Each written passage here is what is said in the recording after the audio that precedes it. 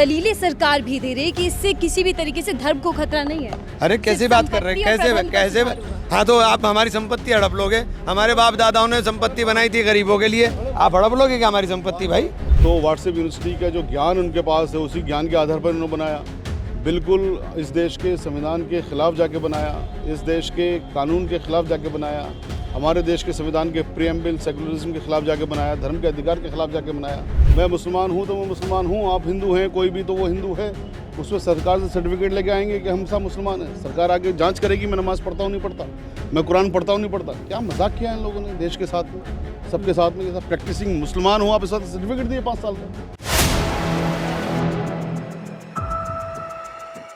नमस्कार, आप देख रहे हैं 4 PM, मैं आपके साथ नफीसा खान। इस वक्त मैं सुप्रीम कोर्ट के परिसर में मौजूद हूं और आज सुप्रीम कोर्ट के भीतर एक बड़े मामले को लेकर बड़ी सुनवाई होनी है। वक्फ कानून को लेकर जो देश भर में लगातार याचिकाएं लगाई गई थी, इस कानून के विरुद्ध में लगातार जो मुस्लिम पक्ष थे, सांसद, पॉलिटिकल पार्टीज़ ने जो याचिकाएं सुप्रीम कोर्ट में लगाई थी, इससे पहले सुनवाई हुई। सुनवाई के दौरान CGI ने कई तरीके की रोक लगा दी थी, हालांकि केंद्र सरकार से जवाब भी मांगे थे, 7 दिन का समय दिया था। उस तमाम चीज़ों को लेकर आज दूसरे दिन की सुनवाई थी। सुनवाई के दौरान क्या कुछ होगा, अंदर किस तरीके की दलीलें दी जाएंगी, केंद्र सरकार क्या जवाब देते हैं और याचिकाकर्ता जो इस कानून का विरोध कर रहे हैं, जो ये लगातार कह रहे हैं कि इस कानून के चलते मुसलमानों के अधिकारों का हनन होगा। और ये लड़ाई न केवल एक कानून की है बल्कि मुसलमानों के वजूद की बन चुकी है, ये लड़ाई मुसलमानों के मुस्तकबिल की भी बन चुकी है। इसीलिए लगातार मुसलमान पक्ष जो है वो एकजुटता के साथ इस कानून के खिलाफ सुप्रीम कोर्ट के दरवाजे तक पहुंचा है। देखते हैं कि इस पूरे मामले में क्या सुनवाई होती है। इमरान मसूद जी हमारे साथ हैं, कांग्रेस सांसद और याचिकाकर्ता भी हैं। वक्फ कानून के खिलाफ आज दूसरी सुनवाई थी, सर क्या कुछ हुआ अंदर? देखिए अभी तो 15 तारीख नियत की है, 15 तारीख को सुप्रीम कोर्ट विस्तृत रूप से इन चीज़ों को सुनेगा। चूँकि जो सरकार ने एफिडेविट दिया था उसका काउंटर एफिडेविट हमने भी बिंदुवार दिया है और हमारे एफिडेविट के अंदर तमाम बातें जो सरकार द्वारा बताई गई हैं, JPC में भी बहुत सारी बातें ऐसी हैं जो हमें JPC में बताई गई, सुप्रीम कोर्ट में कुछ और बताई जा रही हैं। तो वो तमाम चीज़ें सच कहाँ बोला जा रहा है ये पता चल जाएगा। आप लगातार सर खामियां गिनवा रहे हैं, लेकिन मैं आपसे जानना चाहूंगी दलीलें सरकार भी दे रही है कि इससे किसी भी तरीके से धर्म को खतरा नहीं है। अरे कैसे बात कर रहे हैं, कैसे हाँ तो आप हमारी संपत्ति हड़प लोगे? हमारे बाप दादाओं ने संपत्ति बनाई थी गरीबों के लिए, आप हड़प लोगे क्या हमारी संपत्ति भाई? आप हमारी संपत्ति हड़प लोगे क्या? हमारी संपत्ति हड़पने का अधिकार आपको नहीं है। और आपने तो जो ट्राइबल मुस्लिम्स हैं उनको कह दिया कि ये वक्फ नहीं करेंगे, तो आपने क्या हमारे धर्म से रोक दिया?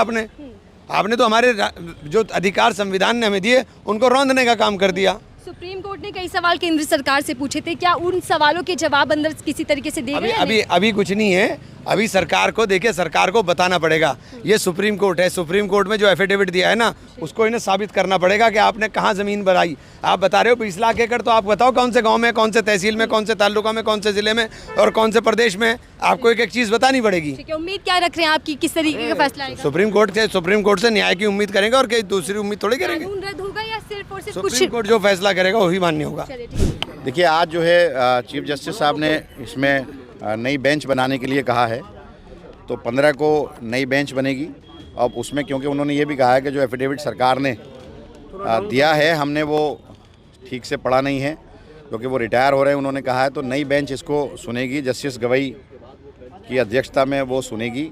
और मोटे मोटे ऑब्जेक्शन जो हमारे भी हैं, जो हमने भी, क्योंकि एफिडेविट जो उन्होंने केंद्र ने फाइल किया हमने भी उसका जवाब दाखिल किया। जैसे उसमें इन्होंने कहा है कि एनी मेंबर, वक्फ बोर्ड जो गठित होता है उसमें एनी मेंबर कहा, पहले वह मुस्लिम था, तो अब एनी में तो कोई भी आ जाएगा।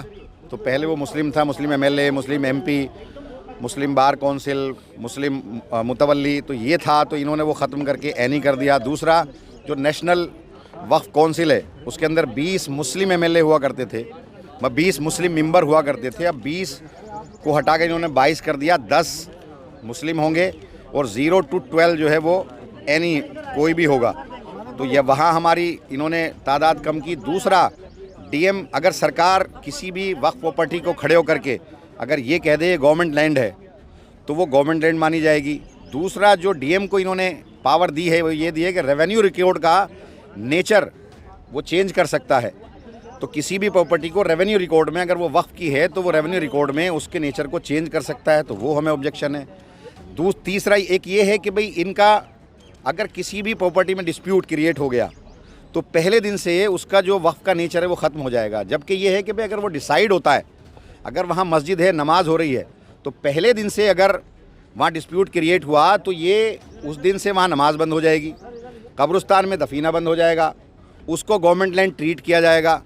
जबकि होना ये चाहिए कि अगर उस पर कोई डिस्प्यूट है और जब तक के कोर्ट का आखिरी वर्डिक्ट नहीं आता, फैसला नहीं आता, तब तक वहाँ उसका नेचर चेंज नहीं होना चाहिए जो अभी तक होता था। अगर नमाज वहाँ हो रही है तो नमाज होती थी, दफीना वहाँ हो रही है दफीन, तो कोई भी डिस्प्यूट क्रिएट कर देगा तो ये मोटे मोटे जो हैं। और वक्फ बाई जो यूज़र है हमारा, उस पर ऑब्जेक्शन है ही, मेंबर जो बोर्ड का कॉन्स्टिट्यूशन है उस पर है ही।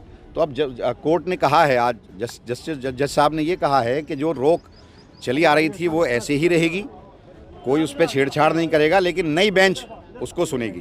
कि चूंकि उनका रिटायरमेंट बिल्कुल समीप है, इसलिए वो इस मामले की सुनवाई नहीं कर सकते हैं। लिहाजा उन्होंने जो नए चीफ जस्टिस होने वाले हैं जस्टिस गवई, उन्हीं की बेंच के समक्ष 15 तारीख को इस पूरे मामले को सूचीबद्ध करने का आदेश पारित किया है। अब जो अगले जो मुख्य न्यायाधीश होंगे जस्टिस गवई, वो पूरे मामले पर नए सिरे से संज्ञान लेकर के और उस प्रोसीडिंग को आगे बढ़ाएंगे। तब तक पिछला आदेश लागू रहेगा। बिल्कुल, जो एश्योरेंस पहले भारत सरकार की तरफ से माननीय सर्वोच्च न्यायालय को दिया गया था, अगली तारीख तक वही एश्योरेंस लागू रहेगा और माननीय सर्वोच्च न्यायालय ने कोई भी अंतरिम आज आदेश पारित करने से मना कर दी। ठीक है, गवर्नमेंट का जो एश्योरेंस था उसको लेकर क्या होगा? एश्योरेंस तो रहेगा जब तक इसकी सुनवाई नहीं हो जाती तब तक एश्योरेंस तो रहेगा। बिकॉज आइडिया ये था कि उन्होंने एश्योरेंस दिया है, उस एश्योरेंस पर ही इसको स्थगित किया गया था और वो जब तक सुनवाई नहीं हो जाती वो एश्योरेंस रहेगा। सुनवाई होने के बाद फिर जो भी दूध का दूध पानी का पानी होना है वो हो जाएगा। इस एक्ट में जो दूसरी बहुत सारे चीज़ें हैं सर जिस पर रोक नहीं है, उस पर कार्रवाई जैसे कहा जा रहा है डिमोलिशन और दूसरी जो चीज़ें हैं उसको लेकर अगर सरकार कुछ करना चाहे, अगर सरकार कुछ करना चाहती है तो सरकार करेगी, लेकिन जहाँ पर जो मुख्य बात है, जो ख़ास बात है, जो जिसमें अमेंडमेंट किया गया है, जब वही उसी पर कोई कार्रवाई नहीं हो सकती तो औरों पे क्या करेंगे? जब आप जो उसकी जो वो है मेंबरशिप है उसमें अभी कोई आप परिवर्तन नहीं कर सकते, तब्दील नहीं कर सकते हैं, तो उस पर रोक हो या ना हो क्या फ़र्क पड़ता है? दूसरी बात जो रजिस्ट्रेशन का जो कि ख़ास विशेष समस्या है कि वक्फ बाय यूज़र पे जो रजिस्टर्ड नहीं हैं उनको वक्फ बाय यूज़र नहीं माना जाएगा। उस पर भी जब सरकार की तरफ से ये आ गया है, ये बात आ गई है कि हम उसमें कोई स्टेटस में कोई परिवर्तन नहीं करेंगे, तो अब कोई ऐसी बात बची ही नहीं है, कोई बात बची नहीं। लिमिटेशन एक्ट का है मामला, तो उस पर तो ना रोक लगी ना किसी ने कुछ कहा है अभी। तो लिमिटेशन एक्ट में हो सकता है कि आप कोर्ट के सामने जाएं और लिमिटेशंस आड़े आता हो तो कोर्ट उस पर सुनवाई ना करे, वो अलग बात है। तो कोई छोटी छोटी बातें हैं वो चलती रहेंगी, लेकिन सब लोग समझते हैं कि जो मुख्य बात है जब तक वो तय नहीं होती तो उससे प्रभावित जो भी बातें होती हैं उन पर भी यही माना जाता है कि इसको स्थगित करें, इसको बाद में सुनेंगे। सर, आज सुनवाई हुई है, सुनवाई के दौरान क्या कुछ दलीलें रखी गई, किस तरीके की क्या सुनवाई? हम उसमें एक पिटिशनर हैं ज़ियाउर रहमान बर्ग साहब, जो संभल से लोकसभा एमपी हैं समाजवादी पार्टी के, मैं उनका एडवोकेट हूँ। और आज जैसे ही हियरिंग शुरू हुई इंटरम रिलीफ पे वक्फ एक्ट के चैलेंज में जो पिटिशंस फाइल हुई हैं, उसमें बैठते ही चीफ जस्टिस की बेंच ने ये कहा कि क्योंकि इस अब इंटरम रिलीफ के इशू पे ही हेयरिंग की ज़रूरत है, लॉन्ग हेयरिंग की ज़रूरत है, क्योंकि यूनियन ऑफ इंडिया ने एक लंबा चौड़ा काउंटर 1400 पेज का फाइल किया है, रिजॉइंडर फाइल हुए हैं हमारी तरफ से, तो इस पे हेयरिंग की ज़रूरत है। और मैं जजमेंट रिजर्व नहीं करना चाहता हूँ, वो उसकी वजह यह है कि 13 को चीफ जस्टिस रिटायर हो रहे हैं, इसलिए बेहतर यह है कि जस्टिस गवई जो नए चीफ जस्टिस हैं उनके सामने इसकी सुनवाई हो, और इसीलिए उन्होंने 15 मई के लिए इसकी तारीख लगा दी। तो 15 मई को जो उस वक्त के चीफ जस्टिस होंगे जस्टिस गवई, वो इस मैटर को अब सुनेंगे। पहले जो रोक लगाई गई थी सर, क्या वो कंटिन्यू रहने वाली रहेगी? वो कंटिन्यू रहेगी, बिल्कुल रहना चाहिए। तो 15 मई को जो सुनवाई उसको कंफर्म होना चाहिए? हाँ, कंफर्म 15 मई की सुनवाई होगी, बिल्कुल होगी। कम से कम इंटरम रिलीफ पे तो सुनवाई होना ही होना है। जी, सरकार से जवाब मांगे गए थे, कई सवाल सुप्रीम कोर्ट के थे, उन जवाबों को लेकर क्या सरकार का कोई रुख सामने आया? देखिए, बहुत लंबी प्लीडिंग्स हैं, 1300-1400 पेज की प्लीडिंग्स हैं। जो बेसिक जो एक्ट है, उस एक्ट में जो उनके इश्यूज़ हैं जिसको अमेंड करके लाया गया है, उसको डिफेंड किया सरकार ने, और हमने रिजॉइंडर में उसको दिखाया है, हमने उसे चैलेंज किया है कि अनकॉन्स्टिट्यूशनल है। सर, वक्फ बोर्ड को लेकर जो नॉन मुस्लिम वाला एक मैटर चल रहा है, वो आज कुछ डिस्कशन नहीं हुआ उस पर तो सरकार पिछली डेट पे कंसीड कर चुकी है कि हम कोई अपॉइंटमेंट नहीं करेंगे। तो क्या लगता है सर, जो नेक्स्ट हेयरिंग होगी उसमें क्या किन चीज़ों को? मुझे लगता है इंटरम रिलीफ पे सुना जाएगा, मुझे लगता है इंटरम रिलीफ पे लॉन्ग हेयरिंग होगी। ठीक है, थैंक यू। कोर्ट में आज सुनवाई हुई, 15 तारीख मिली है, अगली बेंच अब सुनवाई करेगी, क्या कहते हैं? देखिए बिल्कुल ऑनरेबल सुप्रीम कोर्ट ने आज जैसे इसकी समाअत हियरिंग शुरू हुई, ऑनरेबल सुप्रीम कोर्ट ने साफ किया कि चूंकि इसमें वक्त लगेगा सुनवाई में, एक हियरिंग की बात नहीं है और काफ़ी सीरियस इश्यूज़ इसके अंदर हैं, तो इसलिए इसमें वक्त लगेगा। और चूंकि justice Khanna, chief justice Khanna is retiring on 14 14 तारीख को रिटायर हो रहे हैं, तो सही बात यह है कि यहाँ पर थोड़ी सी हियरिंग हो जाए, फिर उसके बाद में दोबारा से नई शुरू हो उसकी हियरिंग, तो वो चीज़ सही नहीं लगती। तो इसलिए ऑनरेबल सुप्रीम कोर्ट ने ये साफ़ किया कि जो नए चीफ जस्टिस साहब होंगे, जस्टिस गवई साहब, उनकी अध्यक्षता में जो भी बेंच बनेगी वो इसकी सुनवाई करे। इस पर मांगा तमाम वकीलों से ऑब्जेक्शन, नो ऑब्जेक्शन, तो तमाम वकीलों ने एक स्वर में कहा कि हमें कोई ऑब्जेक्शन नहीं है कि इसमें 15 तारीख लगा दी जाए, इसकी समाअत नए तरीके से जस्टिस गवई साहब की अध्यक्षता में हो, जो भी कुछ बेंच बनेगी। लेकिन जो इंटरिम ऑर्डर हैं जो पिछली बार पास किए थे, जो एश्योरेंस गवर्नमेंट का, वो सब चीज़ सेम रहेगी। क्या सरकार के जो वकील, पक्ष के वकील, उनको जवाब नहीं था क्या उनके पास? नहीं, उनके पास तो जवाब है ही नहीं ना। उनके पास तो उन्होंने एक्ट बनाया, जो मेरा ख्याल ये है, मैं कहता हूँ उसको कि जो आजकल चलती है यूनिवर्सिटी जिसका नाम है व्हाट्सएप यूनिवर्सिटी, तो व्हाट्सएप यूनिवर्सिटी का जो ज्ञान उनके पास है उसी ज्ञान के आधार पर उन्होंने बनाया।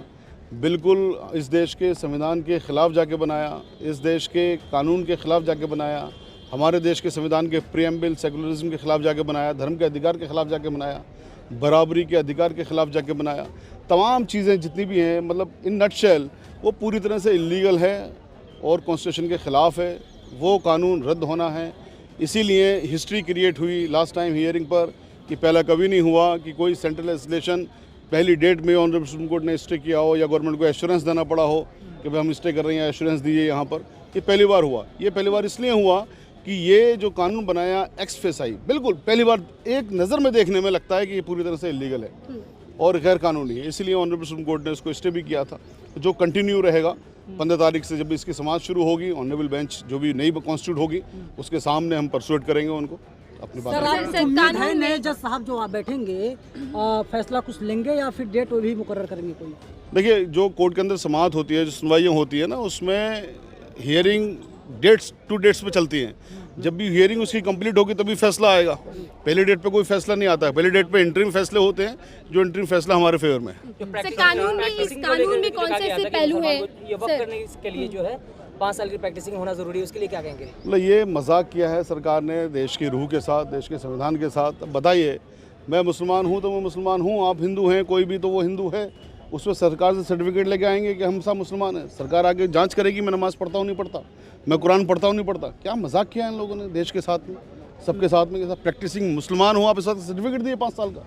बोले इससे ज़्यादा और कोई बात ऐसी नहीं हो सकती जो इसको मैं कहता हूँ कि मजाक। मैं तो और अच्छे अच्छे अल्फाज इनके लिए इस्तेमाल करना चाह रहा हूँ, बट मैं अपने आप को रेस्ट्रिक्ट कर रहा हूँ उन चीज़ों के लिए।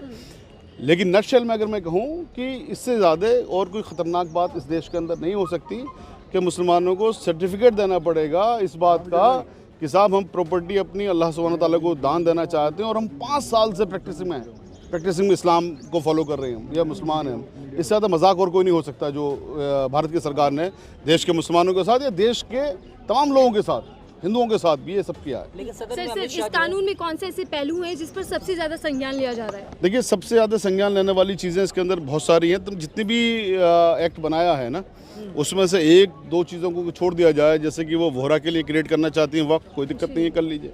आग खानी के लिए करना चाहती हैं, कोई दिक्कत नहीं है, कर लीजिए। शियाओं के लिए ऑलरेडी है, लेडीज़ के लिए ऑलरेडी है, ठीक है। लेकिन इसमें जो करना चाह रहे हैं वो ये करना चाह रहे हैं जो वक्फ बाई यूज़र है। वक्फ बाई यूज़र जो सैकड़ों सालों से कब्रिस्तान हैं, मस्जिदें हैं, दरगाहें हैं, खानकाएँ हैं, उन सबको वो कब्ज़ा करना चाहते हैं। एक चीज़ ये। दूसरी चीज़ ये कि वक्फ काउंसिल में वो नॉन मुस्लिम्स को लेके आना चाहती हैं और उसमें उनको ये कहते तो हैं कि हमने 2 रखें, लेकिन जब ऑनरेबल सुप्रीम कोर्ट में समाअत हुई तो वो बता नहीं पाए कि साहब आपने ये कहाँ लिखा कि सिर्फ 2 रहेंगे। एक तो 2 रखना ही अपने आप में इलीगल है, एक भी रखना इलीगल है। फिर आप ये नहीं लिख रहे हो कि 2 रहेंगे। एक्स ऑफिशियल से भी हिंदू आ सकता है, 2 वैसे आ सकती है, उससे ज़्यादा भी तादाद हो सकती है। और नेक्स्ट 5-6 साल में पूरे के पूरे सारे लोग हिंदू हो जाएंगे उसमें, तो फिर तो वक्फ आपसे छिन ही गया ना। लेकिन सर, सरकार की जो दलीलें हैं कि प्रबंध और सिर्फ जो वक्फ की संपत्ति है उसी में बदलाव किया जाएगा, सुधार किया जाएगा, बाकी धर्म से कुछ लेना नहीं है इसका। अच्छा, सरकार की दलील को मैं एक ही अल्फाज में अगर आपके सामने इसको झूठा साबित कर दूं तो फिर आप क्या कहेंगे? सरकार ने ये कहा कि डीएम को पावर होगी वो ये डिसाइड करे कि कोई प्रॉपर्टी वक्फ है या नहीं है, और डीएम किसी भी प्रॉपर्टी के आगे खड़ा होकर कह देगा कि साहब मुझे लगता है यार ये वक्फ नहीं है, उसी वक्त से वो वक्फ ख़त्म हो जाएगी। उसी वक्त से वो वक्त ख़त्म हो जाएगी। तो आपने तो वक्त प्रॉपर्टी छीन ली ना, और डीएम के उस आदेश को कोई चैलेंज नहीं है, किसी कोर्ट में नहीं जा सकते उस आदेश के खिलाफ। प्रावधान ये किया गया है डीएम उसके बाद में इंक्वायरी, पहले प्रॉपर्टी छीन लेगा, वो प्रॉपर्टी सरकारी बन जाएगी, फिर वो उसके बाद इंक्वायरी करेगा। इंक्वायरी करने का कोई टाइम नहीं है, 100 साल में करे, 200 साल में करे, 500 साल में करे, कब करे कुछ नहीं पता। उसी वक्त से वो प्रॉपर्टी सरकारी हो जाएगी, सरकार उस पर अपना उसे बेचे, उसमें बिल्डिंग बनाए, जो भी कुछ करे कर ले, तो आपके पास से वक्त प्रॉपर्टी छिन जाएगी। क्या है, रद्द होगा या फिर 100% हमें यकीन है अपनी अदलिया पर, ऑनरेबल सुप्रीम कोर्ट पर, हमारी जुडिशरी पर, हमारे संविधान पर, कि ये कानून जिस तरह से भारत के संविधान के खिलाफ जाके बनाया है, ये कानून ज़रूर रद्द होगा, ज़रूर रद्द होगा, ज़रूर रद्द होगा। लेकिन जो निशिकांत दुबे जी ने जिस तरह टिप्पणी की कोर्ट पर, जज साहब पर, उसके बाद ये इसको बढ़ा दिया जाए, तो फिर जज साहब जो है वो रिटायर हो जाएंगे, तो मुसलमान में नाउम्मीदी तो बढ़ेगी ना कि भाई इसको बढ़ा दिया गया, फिर फैसला नहीं आया। देखिए, जो अभी आपने नाम लिया, बेसिकली वो तो एक शाब्दिक आतंकवाद वो करते हैं, शब्दों का आतंकवाद होता है ना, तो शाब्दिक आतंकवाद वो करते हैं। और हमारी सरकार से, अब सरकार तो हर हमारी मांग क्या पूरी करेगी, सरकार तो चूंकि सरकार के एमपी हैं, बट उनके खिलाफ यूएपीए के तहत कार्रवाई होनी चाहिए, उनके खिलाफ कंटेम्प्ट भी लगना चाहिए। हैविंग सेड सो, जो आपका सवाल है कि साहब नाउम्मीदी, जब तक हमारे देश का संविधान है, जो रहेगा हमेशा, जब तक हम नाउम्मीदी किसी भी हालत में नहीं लेके आ सकते अपने अंदर। नाउम्मीदी वैसे भी कुफ्र होती है, हम नाउम्मीद बिल्कुल भी नहीं है अपनी अदलिया से, अपनी जुडिशरी से, अपने संविधान से, भारत का जो सिस्टम है उससे, अपने हिंदू भाइयों से, अपने ओबीसी भाइयों से, आदिवासी भाइयों से, दलित भाइयों से, अपने क्रिश्चियन पारसी भाइयों से, जो भी लोग देश के अंदर हैं, हमें पूरे देश के लोगों पर भरोसा है कि आज नहीं कल, आज भी बहुत सारे हिंदू भाई हमारे साथ में आ रहे हैं। एक पिटीशन भी हमने तरफ से डाली है डॉक्टर उदिर राज साहब ने, जो कि बहुत बड़े दलित लीडर भी हैं। तो हमें पूरी उम्मीद है, पूरे यकीन है कि देश का हर वर्ग सड़कों पर भी आएगा इन सरकारों के खिलाफ, जो सरकार इस तरह के कानून बना रही है, क्योंकि आप देश के बेसिकली तोड़ने की कोशिश कर रहे हो इस तरह के कानून बना के, तो देश को हम टूटने देंगे नहीं। सुप्रीम कोर्ट नई याचिकाओं को स्वीकार नहीं कर रहा है। देखिए, सुप्रीम कोर्ट नई याचिका जो बात है, जो ऑलरेडी याचिकाएं हैं उसके अंदर तमाम सब चीज़ें हैं, फिर भी ऑनरेबल सुप्रीम कोर्ट ने ये कहा है कि आपकी जितनी भी एप्लीकेशन पिटिशन्स आ रही हैं वो एप्लीकेशन बन सकती हैं। अगर कोई आर्गूमेंट ऐसा लगता है कि आपने नहीं किया है इन जो 5 पिटिशन्स और जो उससे पहले की पिटिशन्स हैं, तो कोई भी वो आर्गूमेंट दोबारा कर सकता है। ऑनरेबल सुप्रीम कोर्ट ने किसी को रोका नहीं है बहस करने से। इसकी नंबर जो पिटिशन्स है, नंबर ऑफ पिटिशन्स ना बढ़ जाएं और इसकी सुनवाई में देर ना हो जाए, इसलिए ये वाला एहतमाम किया गया है। देखिए, वक्फ कानून को लेकर अभी आप लोगों ने सब सुना, वकीलों की दलीलें सुनी, याचिकाकर्ताओं की बात सुनी कि किस तरीके से आज सुनवाई के दौरान नई तारीख मिल चुकी है। अब पूरे वक्फ कानून को लेकर सुप्रीम कोर्ट में 15 मई को सुनवाई होनी है, और सुनवाई जो होगी वो नए CJI के अंडर होगी, क्योंकि CJI गवई की बेंच करेगी अब अगली सुनवाई।